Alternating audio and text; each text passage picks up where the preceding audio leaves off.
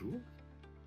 Je suis Philippe Pellissier, je suis co-dirigeant d'un groupe qui s'appelle Agile Invest. Agile Invest, il y a 3 sociétés, 2 qui font du développement web et une autre qui fait du ciblage publicitaire. On est à peu près 50 personnes.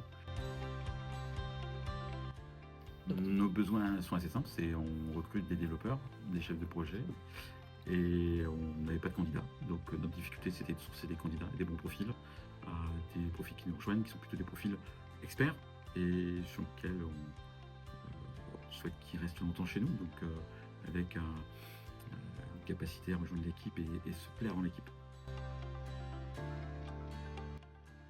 On a choisi une loc, on ne voulait pas faire la course au cabinet. On travaille déjà avec un cabinet. On voulait mettre un deuxième cabinet de recrutement sur l'achat de nos profils tech. On a rencontré Jessica et assez rapidement, on a signé un contrat et on a démarré l'émission.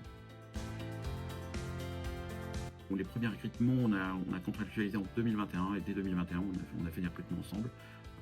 2022, 2023, on a recruté avec une loc 5 personnes. Nos recrutements, c'est uniquement, en tout cas sur ces recrutements-là, on a recruté que des développeurs back, Symfony. C'est assez simple, on s'est compris, vous comprenez quels sont les profils qu'on cherche à recruter. On a un contrat ensemble qui est assez simple, j'ai pas de surprise, c'est la simplicité je pense. Aujourd'hui, les recrutements qu'on a fait avec Unlock, les collaborateurs sont toujours dans l'équipe. J'en suis très content parce qu'il y en a, ça fait depuis un peu plus de 3 ans maintenant qu'ils sont là et ils ont l'air d'être bien. Ce qu'on a apprécié d'Unlock, c'est effectivement d'être capable de nous sourcer des profils, on va dire invisibles, qu'on ne croisait pas et qui correspondaient bien aux compétences techniques et à la capacité à rejoindre l'équipe, à rejoindre nos équipes. Donc en gros, ce process-là, entre démarrer une mission et clôturer un recrutement, allez max 1 mois et demi, 2 mois vraiment. Comment décrirais-tu la communication et l'accompagnement donc tout au long du process de recrutement? Et ben, c'est déjà l'accompagnement, c'était avec toi, Jessica. L'idée, c'était d'être assez proche en relation. Chaque fois qu'il y avait un candidat, on validait ensemble si c'était un profil qu'on allait retenir.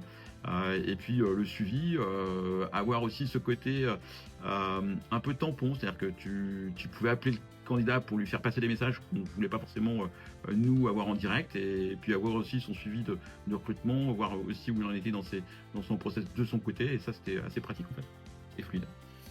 Du coup, est-ce que la collaboration avec Unlock t'a permis de mieux comprendre tes besoins et d'ajuster tes critères?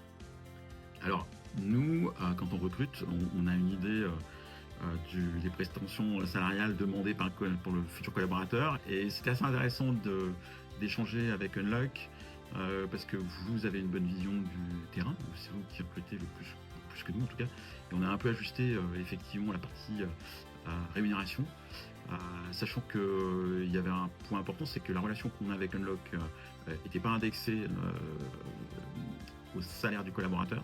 Donc même si on a tiré un peu vers le haut, ça n'a pas apporté des fees supplémentaires à Unlock. Donc c'était vraiment un repositionnement par rapport au prix de marché.